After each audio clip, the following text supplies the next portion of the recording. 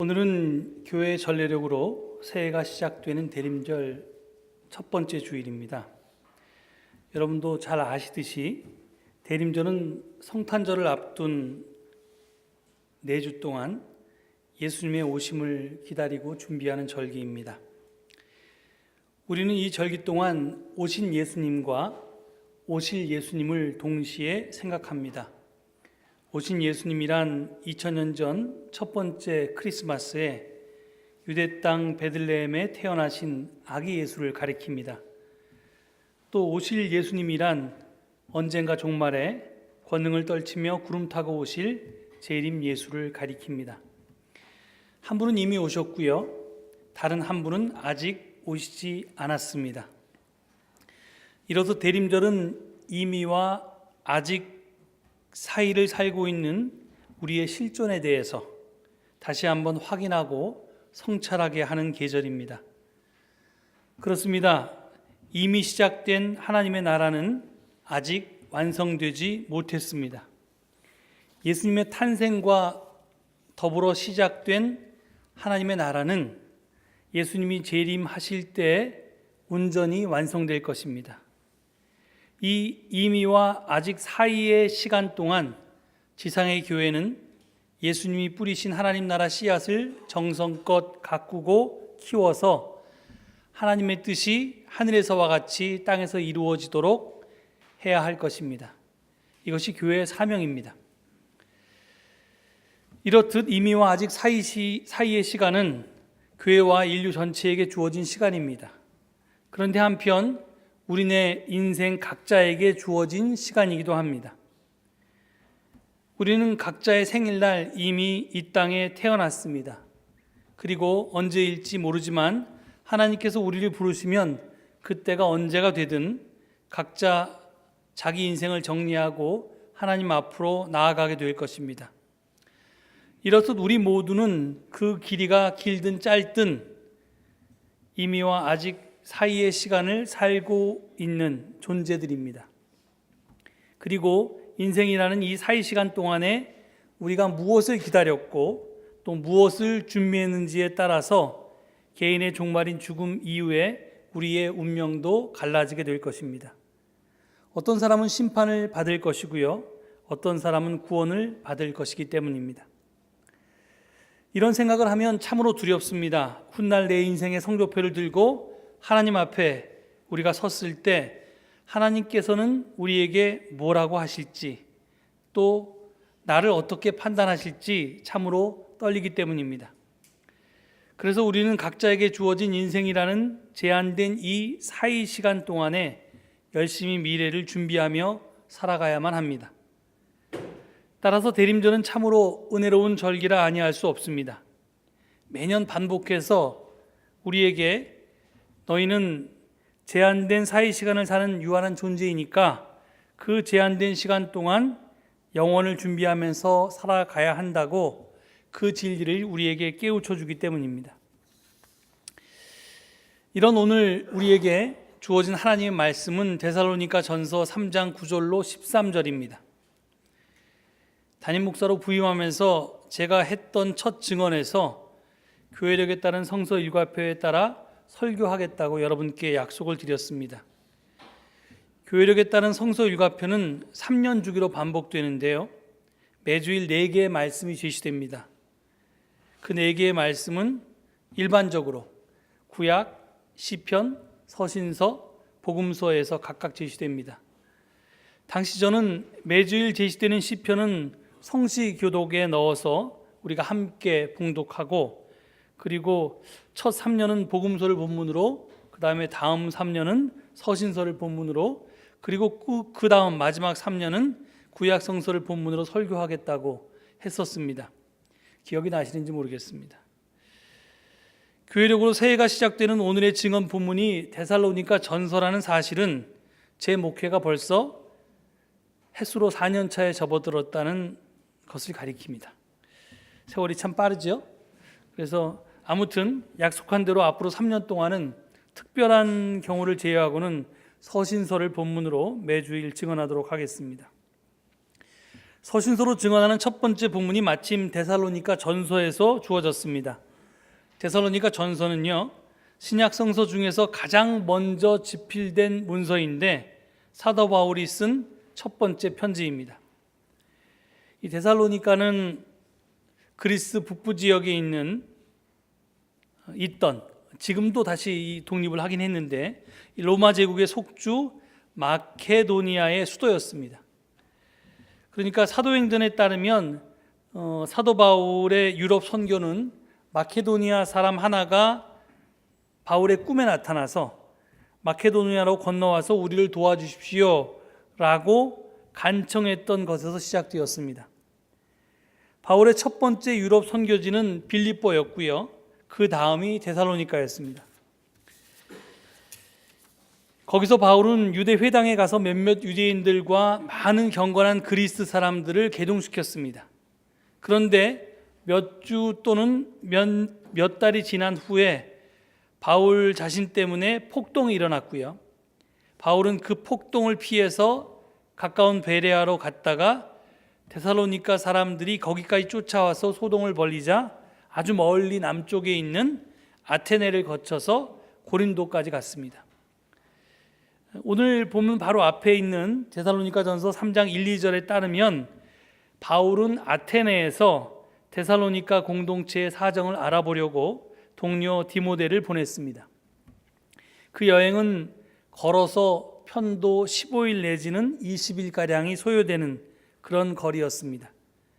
디모데는 바울이 아테네에서 고린도로 막 옮겨갔을 때쯤 데살로니가 공동체의 소식을 갖고 돌아왔습니다. 데살로니가 전서는 디모데에게 전해들은 소식에 대한 사도 바울의 응답 편지입니다. 사도 바울은 본인의 짧은 체류에 비해서 사도행전은 몇 주밖에 못 머물렀다고 하는데 그거는 아마 역사적 사실이 아닐 듯 싶습니다. 아무리 사도 바울이 뛰어난 사람이어도 몇 주 머무르는 동안 교회 교인들을 제대로 훈련시켜서 하나의 교회를 세웠다? 이거는 가능하지 않을 것 같기 때문에 사도행전은 그렇게 보도하지만 적어도 몇 달 정도는 있었을 거라고 생각이 됩니다. 그런데 하여튼 몇 달도 굉장히 짧지요. 제가 벌써 3년을 목회했는데 이게 제가 열심히 해도 목회가 제대로 안 되는 걸 보면 사도 바울은 저보다 물론 훨씬 뛰어났겠지만 한 3주나 3달 정도 머물러서는 데살로니가 교회를 제대로 세웠을 리가 만무합니다. 하여튼 짧은 체류 기간에 비해서 데살로니가 공동체가 겪은 환난은 굉장히 컸기 때문에 바울이 걱정이 많았습니다. 그런데 디모데는 그 저들의 믿음의 행위와 사랑의 수고와 소망을 굳게 지키는 인내가 기대 이상으로 크다고 하는 것을 돌아와서 사도 바울에게 보고했습니다. 그래서 바울은 오늘 본문 9절에서 우리가 우리 하나님 앞에서 여러분 때문에 누리는 모든 기쁨을 두고 여러분을 생각해서 하나님께 어떠한 감사를 드려야 하겠습니까? 하고 칭찬을 합니다. 그러니까 무슨 말로 하나님께 감사해야 될지 모르겠다는 그런 벅찬 감격을 표현하고 있는 것입니다. 그리고 속히 다시 가서 만나서 믿음에 부족한 것을 보충하여 줄 수 있기를 바라는 자신의 간절한 마음을 전달합니다. 하지만 여건상 그럴 수 없기에 편지로 다음에 두 가지를 당부합니다. 본문은 간구 형식으로 되어 있는데요, 사실은 당부입니다. 그것은 첫째 11절의 말씀인데 서로 나누는 사랑과 모든 사람에게 베푸는 사랑이 풍성하게 하고 넘치게 하라는 것입니다. 둘째는 12절에 있는데 하나님 앞에서 거룩함에 흠잡힐 때가 없게 하라는 것입니다. 특히 두 번째 당부 앞에는 우리 주 예수께서 자기의 모든 성도들과 함께 오실 때라는 단서까지 붙어 있습니다. 이 말은 지금부터 시작해서 예수님이 재림하실 때까지의 그 사이 시간 동안에 흠 없이 살라는 것입니다. 무슨 소리냐? 바울이 예수께서 오실 때라고 했지 언제 예수께서 오실 때까지라고 했느냐라고 되물으실 분이 계실 줄 압니다. 하지만 때까지나 같은 말입니다. 왜냐면요, 예수님이 언제 오실지 그날 그 시간을 아무도 모르기 때문입니다. 따라서 평소에는 막 살다가 종말이나 재림 직전에 회개해서 구원받을 길은 없습니다. 늘 깨어 있어야만 하고 항상 준비하고 있어야 하지만 언제 오실지 모를 예수님이 오실 때 흠없는 모습이 될 수 있습니다. 그러니까 지금부터 늘 그렇게 살라는 겁니다. 영국의 어떤 극단에 배우가 되기를 간절히 소망하는 한 소년이 있었습니다. 하지만 몇 년 동안 그가 한 일이라고는 심부름과 청소 그리고 잡일이 다였습니다. 그러던 어느 날 조 연출자가 이 소년에게 단역 배우 한 사람이 사정상 빠지게 되었으니 오늘 네가 대역을 해라 이렇게 말했습니다. 그 역할은 왕이 궁중에서 만찬을 베풀고 있을 때 달려와서 전쟁의 급보를 전하는 것이었습니다. 한마디밖에 없었죠, 대사라고는. 이 역할을 두고 소년은 깊이 생각을 했습니다. 소년은 이 장면을 이미 여러 번 보아왔기 때문에 얼마든지 잘할 수가 있었습니다. 하지만 가만히 있을 수는 없었습니다. 그래서 동료에게 무대에 올라갈 시간이 임박하면 나에게 좀 알려주시오 라고 부탁한 뒤에 복장을 갖춰 입고 무대 뒤뜰로 나갔습니다. 그리고 그곳에서 계속 달렸습니다. 곧 땀이 흘러서 얼굴이 엉망이 되었습니다. 신발과 바지 아랫단은 먼지 투성이가 되었습니다. 숨이 턱까지 차올라서 금방 쓰러질 것 같았을 때 무대에 오르라는 신호가 왔습니다. 소년이 무대에 등장했을 때 모든 관객은 정말 아주 먼 전쟁터에서 며칠 밤낮을 달려온 한 병사의 모습을 볼 수 있었습니다. 이 소년은 영국의 연극 수준을 한 단계 높여놓았고 후에 자기까지 받은 세계적인 배우 로렌스 올리비에입니다.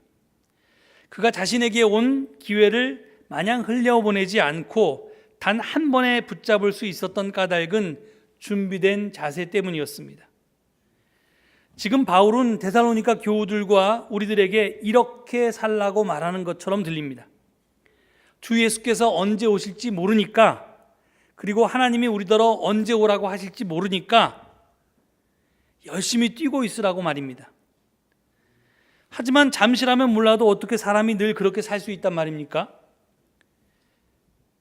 군대에 가면 5분 대기조라고 하는 것이 있습니다.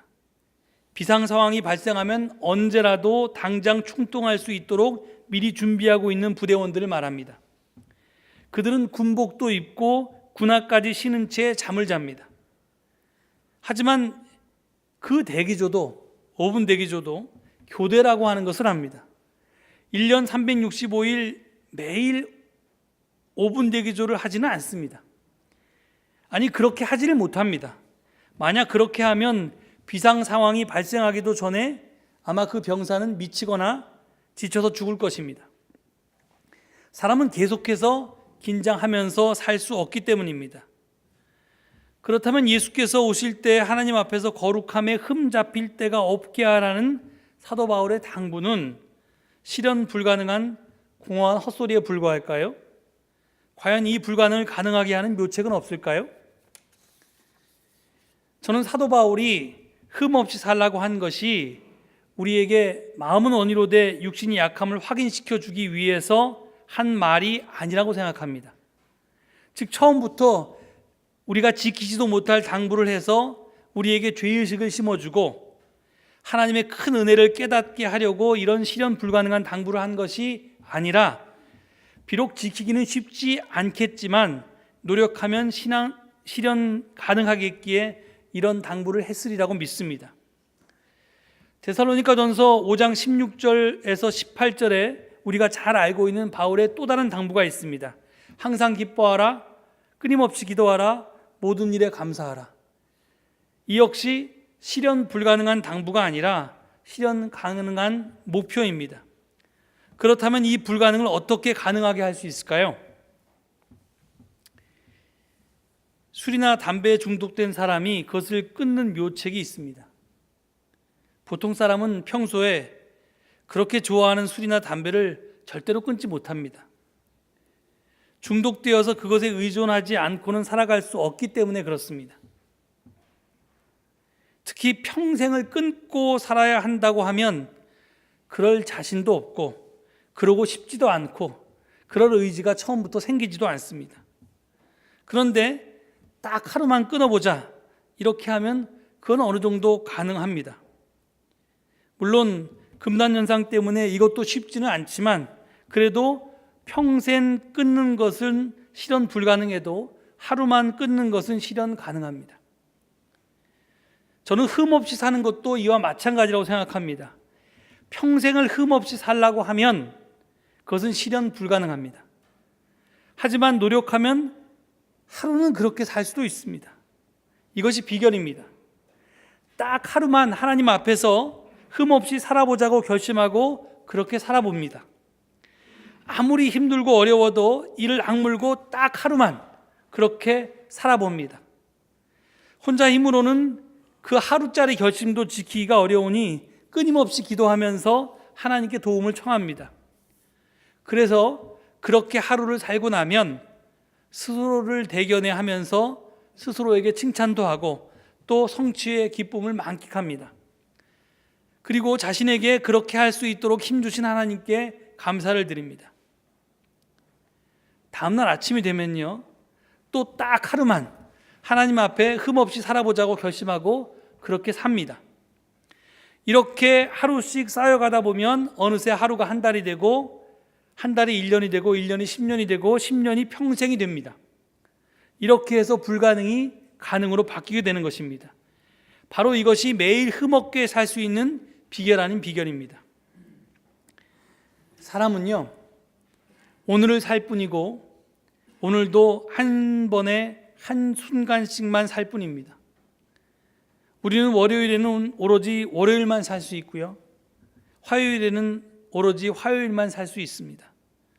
1시에 할 일은 1시에 하면 되고요, 3시에 할 일은 3시에 하면 됩니다.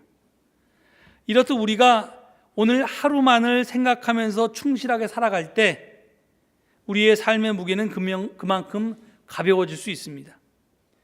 평생을 어떻게 살까 생각하면 힘겨운 것도 오늘 하루만 견뎌내야 한다고 생각하면 견딜만 해집니다. 오늘 하루를 사랑하며 살고 오늘 하루를 화내지 않고 살고 오늘 하루를 온유하게 살겠다고 결심하면 지킬 수가 있습니다. 물론 그것을 온전히 실천하기는 힘이 들겠지만 평생을 그렇게 살겠다고 결심하고 실천에 옮기는 것은 그것보다는 훨씬 쉽습니다. 그래서 어떤 사람은 하루만 일하면 누구나 다 참을성 있고 이타적이고 순수하게 살아갈 수 있다고 말합니다. 더구나 고통스러운 시간일수록 광야의 어려운 시간을 보낼 때일수록 하루씩 사는 삶의 자세는 더욱더 필요합니다. 빌리그레함 목사를 도와서 선교 활동을 한 유명한 맹인 여류 성악가가 있는데 그 사람의 이름이 킴 윅스입니다. 이 사람은 한국 여성이었습니다. 그녀는 6.25 동란 시에 두 눈을 잃고 고아원에서 자라다가 어느 미국인의 양녀가 된 사람이었습니다. 그 윅스는 다음과 같은 감동적인 말로 하루씩 사는 삶이 무엇인가를 우리에게 가르쳐 줍니다. 그녀는 장님이었으니까요. 이렇게 얘기합니다. 내 손을 붙들고 인도해 주는 분은 나에게 100m 전방에 무엇이 있다고 일러주지 않습니다. 그분은 그저 내 발 앞에 계단이 있다고만 알려줍니다. 그러면 나는 그분의 말씀을 듣고 계단에 오르기 위해서 발을 들기만 하면 됩니다.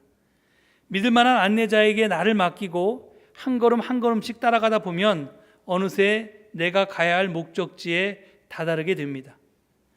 우리는 10년, 20년 후의 일을 알지 못합니다. 또 꼭 알아야 할 필요도 없습니다. 그저 진실하신 하나님께 우리의 발걸음을 맡기고 한 발자국 한 발자국씩 따라가다 보면 우리를 위해서 예비해 주신 저 영원한 하늘나라에 무사히 도착하게 될 것입니다. 사람들은 흔히 내일을 위해서 오늘을 열심히 살라고 합니다. 그런데 저는 오늘을 열심히 살면 내일은 저절로 보장된다고 믿습니다. 이 둘의 차이는 삶의 중심을 내일에 두고 사느냐 아니면 오늘에 두고 사느냐에 있습니다. 우리는 아직 도래하지도 않은 장래의 문제에 대해서 미리 앞당겨 걱정하고 근심하며 살 필요가 없습니다. 앞서 소개한 킴 윅스의 간증처럼 우리의 목자 되시는 주님의 인도를 따라서 하루하루 최선을 다해 열심히 살다 보면 어느새 우리는 도착해야 할 인생의 목적지에 다다라 있게 될 것입니다. 어제는 이미 과거 속에 묻혀버렸고요. 미래는 아직 오지 않은 날입니다. 우리가 살고 있는 날은 어제도 내일도 아니고 바로 오늘입니다. 우리가 사용할 수 있는 날도 오늘이고 우리가 소유할 수 있는 날도 바로 오늘입니다. 그러니 오늘을 사랑하고 오늘의 정성을 쏟아야 합니다. 어제의 미련을 버리고 오지도 않은 내일을 걱정하지 마십시오. 우리의 삶은 오늘의 연속이기 때문에 그렇습니다.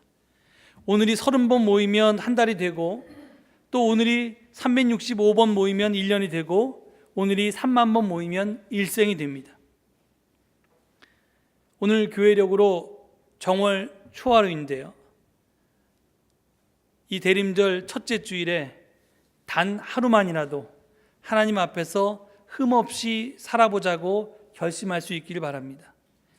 그 결심을 내일로 미루지 말고 꼭 오늘 실행해 보시기 바랍니다. 그리고 내일이 되면 다시 하루를 흠없이 살아보자 결심하고 그렇게 최선을 다해 살아보십시오. 이렇게 하루씩 온전히 살다 보면 어느새 엄청나게 변화된 자기 자신을 발견할 수 있을 것입니다. 사도 바울은 데살로니가 2장 19절 20절에서 이렇게 증언했습니다. 데살로니가 교인들을 향해서 이렇게 이야기합니다. 우리 주 예수께서 오실 때 그분 앞에서 우리의 희망이나 기쁨이나 자랑할 면류관이 무엇이겠습니까? 그것은 여러분이 아니겠습니까? 여러분이야말로 우리의 영광이요 기쁨입니다. 바울이 그들을 얼마나 가르쳤는지 얼만큼 함께 생활했는지 모르겠습니다. 하지만 아주 짧은 시간 동안 바울의 가르침을 받고 바울과 함께 하나님 나라 공동체를 살아봤던 데살로니가 교인들을 향해서 바울은 이런 엄청난 선언을 합니다. 여러분이야말로 우리의 영광이요 우리의 기쁨이라고 말입니다. 이 주인공이 바로 여러분이 될 수 있기를 간절히 축원드립니다. 기도하시겠습니다. 하나님, 대림절을 맞이하면서 우리 가운데 예수가 탄생할 수 있기를, 예수님이 다시 올 수 있기를 바랍니다. 그러기 위해서 바울의 증언처럼 우리가 예수 그리스도를 모실 수 있는 거룩한 성전이 되어야 하겠습니다. 그러니 하나님 앞에서 흠없는 사람으로 살기를 원하오니 주님, 저희로 하여금 감히 그렇게 살 수 있도록 도와주시옵소서. 결심하게 하시고 최선을 다해 하루만이라도 그렇게 살게 하시고 그날들이 계속 이어질 수 있도록 축복하여 주시옵소서. 감사드리며 예수 그리스도 이름 받들어 기도 올립니다. 아멘.